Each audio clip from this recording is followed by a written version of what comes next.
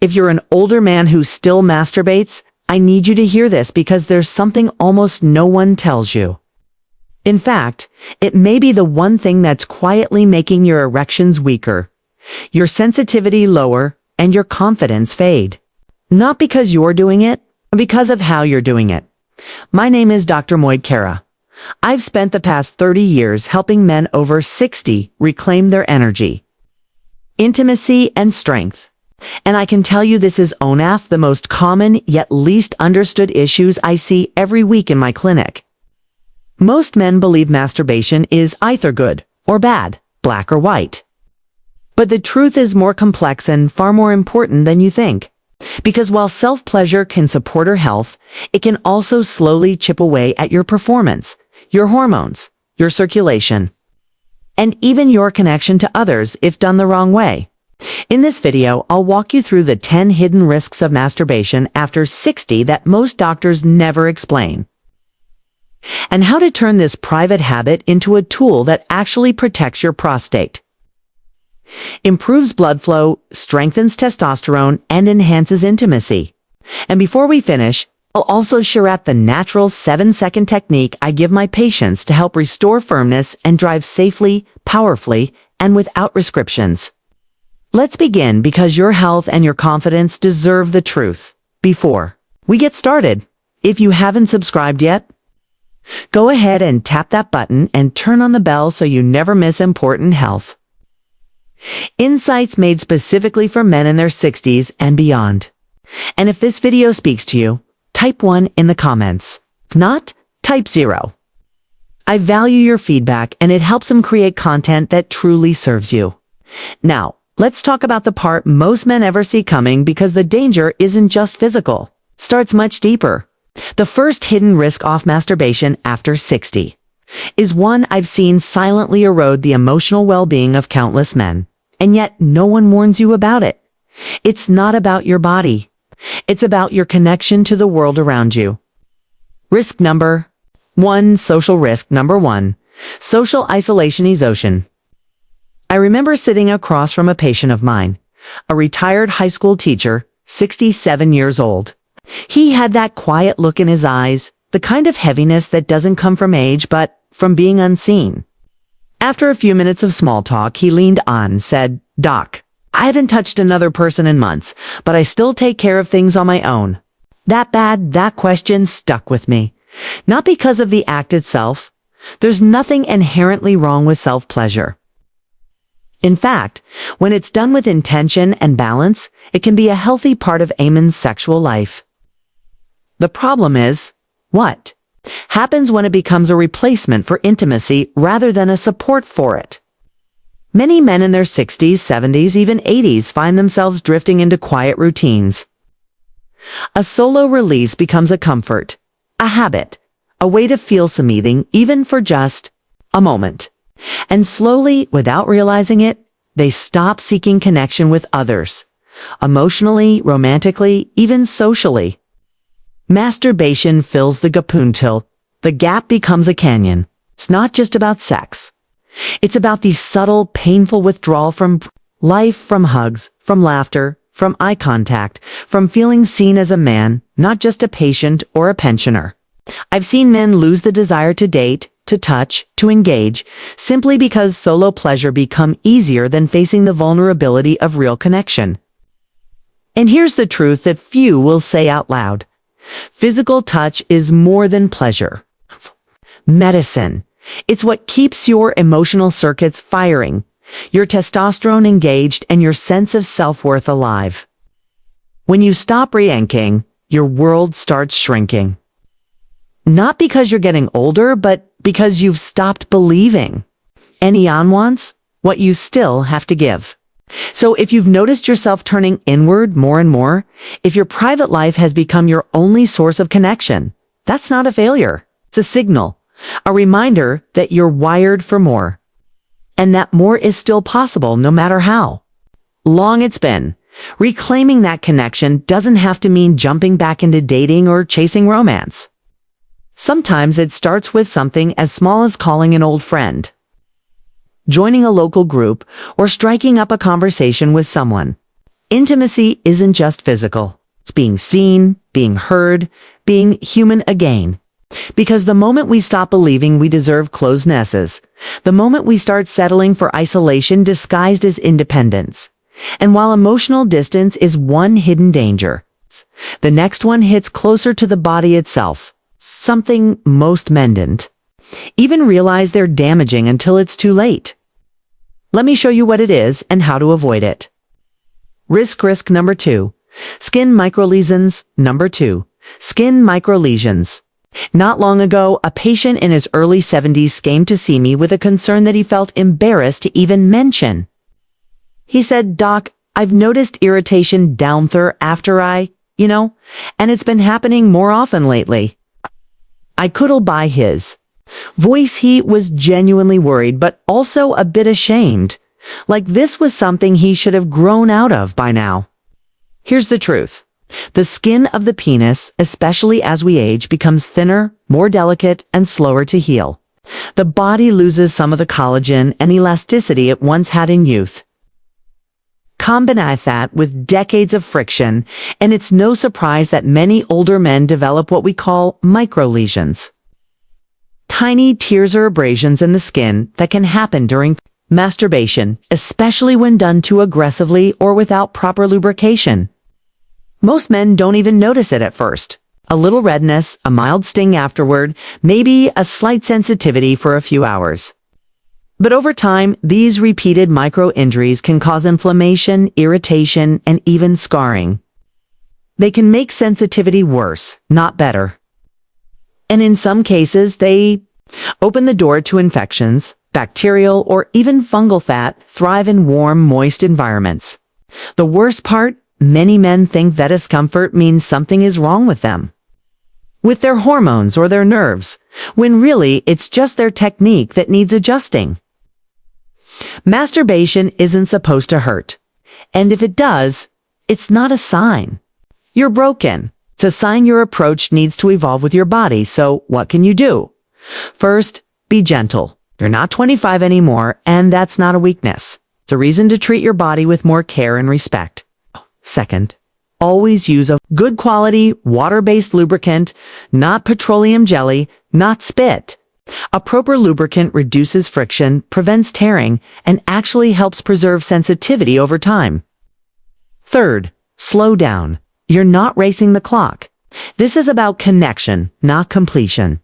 I often tell my patients this stage of life isn't about less pleasure. It's about better pleasure, wiser pleasure, the kind that respects the body and honors the years behind it. There's nothing shameful about adjusting how you touch yourself. In fact, there's power in it. You're learning to work with your body, not against it. And that's what real masculinity looks like at this age. Awareness, not avoidance. Now, if friction and irritation are warning signs, you can feel. What about the dangers? You can't. What if I told you there's a hidden risk that affects not your skin, but your brain? One that silently trains your body to stop responding to real-life intimacy altogether. That's what we're exploring next, and I promise, it may just change the way you think about your entire approach to pleasure. Risk number 3, desensitization. Risk number 3, desensitization. He was 64, sharp-minded, healthy, still working part-time, and yet he sat in my office looking defeated. "Doc," he said, "I can't feel anything like I used to. I can get there on my own, but with my wife, it's different. I don't know what's wrong with me. I see this more often than you'd imagine. And it's not always about low testosterone or circulation. Sometimes about what I call the quiet conditioning of the nervous system. You see, when a man masturbates in the exact same way over and over, same grip, same rhythm, same pressure, same fantasy or scream, the brain and body begin to associate pleasure only with that specific pattern. It's like carving a deep trench into the ground. Every Timo pour water, it follows the same path. After a while, it forgets how to flow anywhere else. In sexual terms, this is called desensitization. And for men over 60, it often shows UPs, difficulty feeling arousal with a partner. needing more intensity to get the same result, or struggling to climax without recreating a very specific solo environment. What once felt natural now feels like work, and that creates confusion, frustration, and even shame. But it's not a moral failure. It's not even a medical one. It's neurological conditioning. And the good news is, it can be learned. Start by changing the way you touch yourself. Vary the speed. Change your grip. Explore different positions. Okay? Try engaging your imagination rather than relying on external stimulation every time. And most importantly, slow down. Don't rush toward. Release. Let yourself fexler. When you create variety and stimulation, you reawaken sensitivity, not just in the body, but in the brain. And here's something I tell every patient who struggles with this. Your nervous system is not broken. It's just been overtrained in one direction. What TTE needs isn't shame. It needs patience, permission, and time to reset. I've watched men restore connection with their partners after years of numbness simply by practicing differently.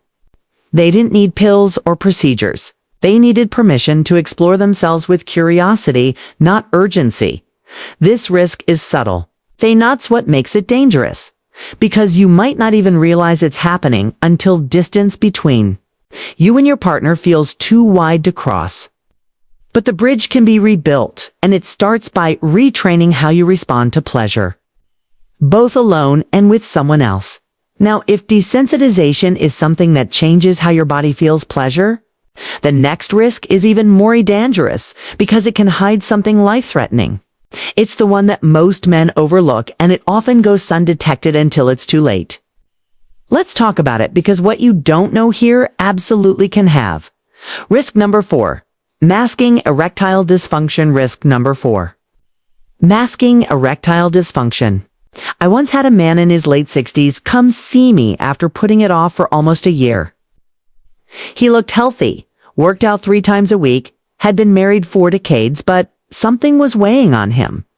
After some gentle conversation, he finally admitted, "I can get hard when I'm alone, doc, but with my wife, it just doesn't happen. So I've stopped trying." That moment was heavy. Not because he was broken, but because he didn't realize his body was sending him a warning. What he thought was a minor intimacy issue was actually the early signal of something much deeper, possible vascular disease, blood sugar imbalance, or hormonal decline. Air SWAT, most men don't know, and doctors don't always explain. The penis is like a barometer for your cardiovasculars. When blood flow slows down, when arteries become less elastic, when hormone levels drop, or nervous sensitivity fades, your ability to get and keep an erection with a partner is often the first thing to change. But because masturbation is usually easier mentally, emotionally, and physically, many men assume everything is fine. They're still functioning, just not there. But that assumption can be dangerous. Masturbation can sometimes bypass the deeper issues. It doesn't require threesome, psychological, or physiological complexity. So, while you're managing to stay aroused solo, you may be overlooking early-stage erectile dysfunction that could be signaling heart disease, diabetes, or decline testosterone, all of which are highly treatable when caught early. The truth is, I'd rather have a patient come to me with these concerns early than wait until something serious unfolds. Because when addressed in time, we can improve circulation, restore hormonal balance, and even reverse many of the causes of ED without aggressive medications or surgery. And here's something. I want every man over 62 here. There's no shame in needing help. What's dangerous? Ice waiting. What's risky is silence. If you notice a pattern, erections that airless firm, that don't last as long, that disappear with a partner but stay during solo time, that's not something to ignore. That's something to explore with a trusted physician who sees you as a whole person, not just a symptom. You deserve a full life, not a workaround. And masking the issue with solo habits only delays the healing you're fully capable of. Now, if This risk hides within your blood flow and hormones. The next one comes from something even more surprising. Something as simple as how you are sitting. And believe it or not, the position you're in could be quietly damaging a key nerve that affects pleasure, sensation, and long-term pelvic health. Let me show you how to avoid it. Risk number 5. Nerve risk number 5. Nerve compression from poor post-chore compression. From poor posture, few years ago, I met a man in his early 70s. He came in complaining of a dull, persistent numbness around his groin that had slowly gotten worse over the past 6 months. He thought it might be a circulation issue or maybe his age finally catching up to him. But after a full evaluation, I realized it wasn't vascular. It was neurological, the culprit. Something deceptively simple, how he was sitting. What most men don't realize is that posture, especially during masturbation, plays a major role in nerve health. Many older men spend more time seated in recliners, office chairs, or hunch it over in quiet privacy. And while that might seem harmless, the pressure from sitting on hard surfaces or in a slouched position can slowly compress the pudendal nerve, the nerve responsible for sensation in the penis, perineum, and surrounding pelvic floor. Over time, that compression can lead to numbness, tingling, loss of sensitivity, and even pain during or after sexual activity. It often starts subtly. Maybe you feel a little less responsive, or there's a strange buzzing sensation. But if left unrest, this can become chronic and harder to reverse. It's frustrating because most men think the problem lies in their hormones or their desire, when in fact, it's simply a mechanical issue. But the good news is, once you understand it, it's easy to correct. The solution starts with awareness. Avoid masturbating while sitting on hard chairs or slouching forward. Instead, choose a reclined or lying down position where your spine and pelvis are supported. A pillow under your knees can take the pressure off your lower back and help open up the pelvic area. Also, take regular breaks from sitting throughout the day. Stand up, stretch, let the blood flow. Your nervous system needs movement, just as much as your muscles do. I always tell my patients, comfort isn't a luxury. It's a form of protection. The way you position your body during private moments says a lot about how you're treating your long-term health. When you give your nerves room to breathe, you give your body permission to feel again.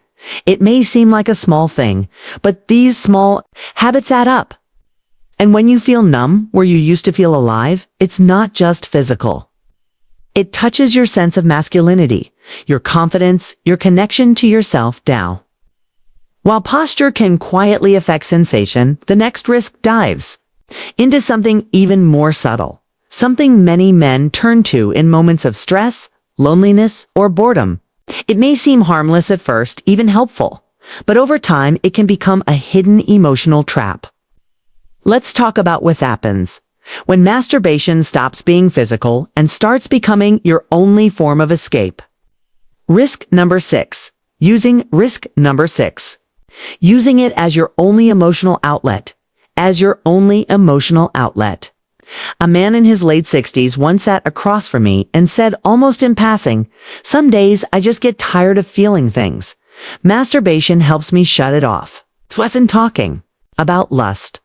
He was talking about loneliness, about stress, about boredom, about that dull in the chest that builds when no one calls, no one checks in. And the days all start to feel the same. And I understood him because for many men over 60 especially, those who are retired, widowed, or living alone, masturbation becomes more than physical release. It becomes a kind of escape, a way to regulate emotions that feel too heavy to carry. You're not chasing pleasure, really. You're chasing relief. You're trained to quiet the noise. The truth is, self-pleasure can temporarily reduce stress by lowering cortisol levels. Creates a brief chemical cocktail of dopamine, oxytocin, and prolactin. Hormones that make you feel calm, safe, and even loved. But when it becomes the only emotional outlet, it can slowly turn into a form of avoidance, instead of facing the deeper feelings. Sadness, grief, frustration, even restlessness, you numb them with sensation. And what starts as a coping mechanism can quietly become addependency. You might not even realize it until you skip social outings, avoid phone calls, or lose interest in hobbies. All because it's easier to just stay home and feel that brief sense of control. I want to be clear, there is no shame in needing comfort. Every man, regardless of age, needs ways to deal with emotional stress. But if masturbation is the only lever you're pulling, it may be time to expand your emotional toolkit. Start with small steps. Talk to someone, friend, a counselor, or even a support group. Move your body. Get outside. Create new routines that involve more than just solitude. Find new rhythms that help you feel alive, not just distracted. Because as good as orgasm might feel, it's no substitute for purpose, for conversation, for connection to something larger than yourself. You deserve a life that gives you more vain momentary relief. You deserve emotional strength, and strength comes from range, the ability to feel fully and respond with choice, not habit. There's a deep masculinity in that kind of awareness. And while emotional escape can quietly drain your spirit, the next risk is one that can quietly weigh down your spirit, like weigh down your body. It's something most men never expect until they start to feel a heaviness between their legs that doesn't go away. Let's talk about what happens when there's too much of a good thing, and how to bring your body back into balance. Risk number 7, guilt or shame. Guilt or shame. He was 72, a retired pastor, soft-spoken, thoughtful. When we began to talk about his sexual health, his eyes dropped. His voice grew quieter. "Anthon," he said something I'll never forget. "Doc, I still do it sometimes. And afterward, I feel like I've done something wrong. I can't even look at myself in the mirror." That kind of quiet shame runs deeper than most men realize. It's not always about what you do. It's about what you were taught to believe about it. For many men of the older generation, especially those raised in deep religious or traditional households, masturbation was framed not as a private act of self-care, but as something sinful, weak, or perverse. Those messages stay with you long after you stop hearing them. So even now, decades later, I meet men who carry guilt like a shadow. They don't talk about it with friends. They never brought it up with their doctors, and they've never really questioned whether that guilt is even valid. Instead, it's fierce. Every time they touch themselves, they feel a brief moment of comfort followed by hours, sometimes days of internal punishment. Not because it hurts their body, but because it wounds their self-image. Here's what I want you to hear clearly. There is nothing shameful about tending to your own body. There's nothing immoral about wanting pleasure, comfort, or connection, especially in this latter stage of life where intimacy can be harder to find, but no less needed. Masturbation, when done with respect and awareness, is simply one way of caring for your physical and emotional health. It's not a flaw, it's not a failure, it's human. But if you've carried guilt for years, even silently, it can have real consequences.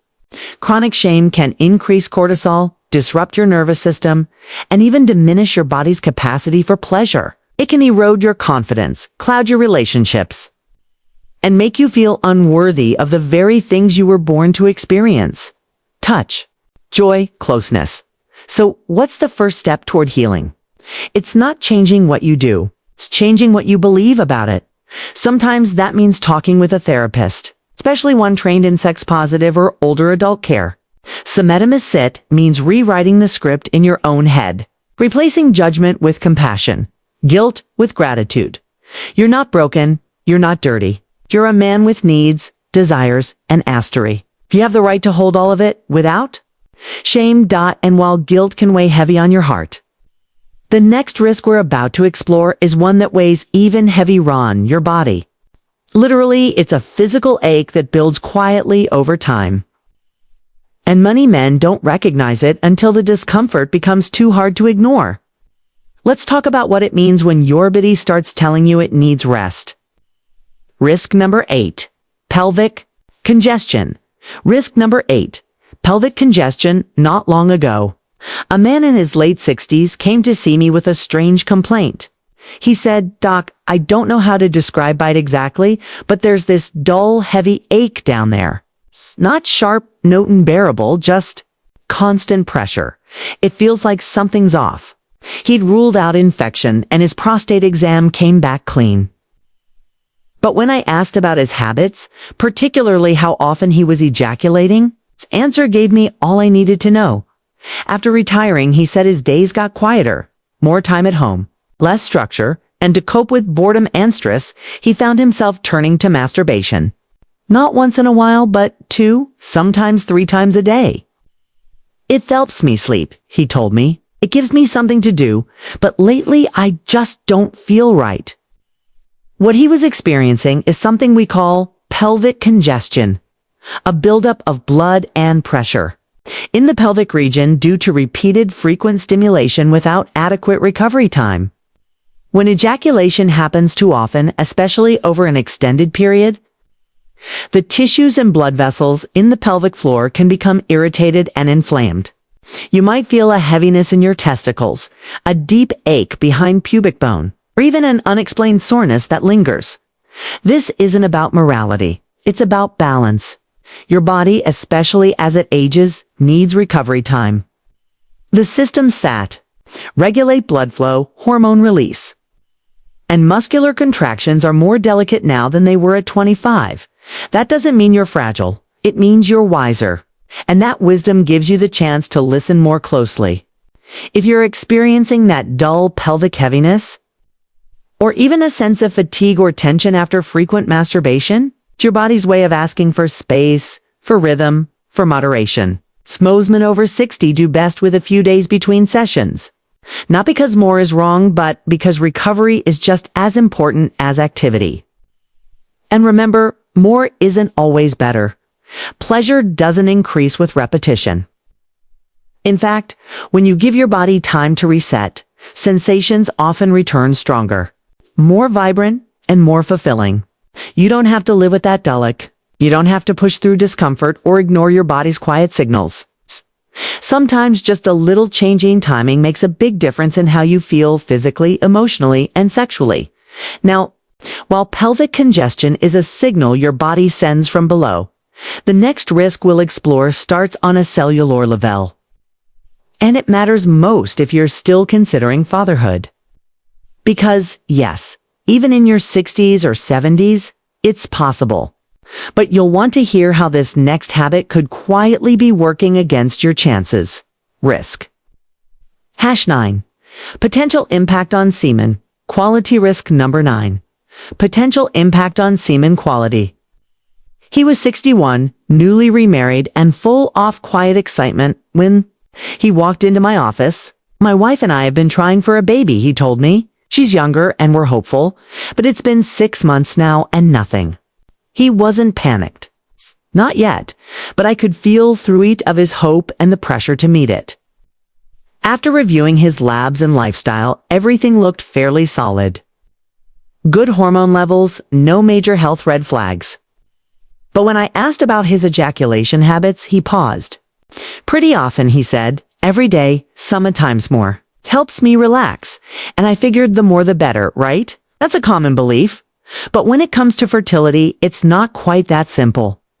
While frequent ejaculation is harmful too, most men, it can temporarily reduce semen quality, particularly sperm concentration. That means that even though your body is producing sperm, it may not be giving each sample enough time to replenish at optimal levels, especially for men in their 60s and beyond.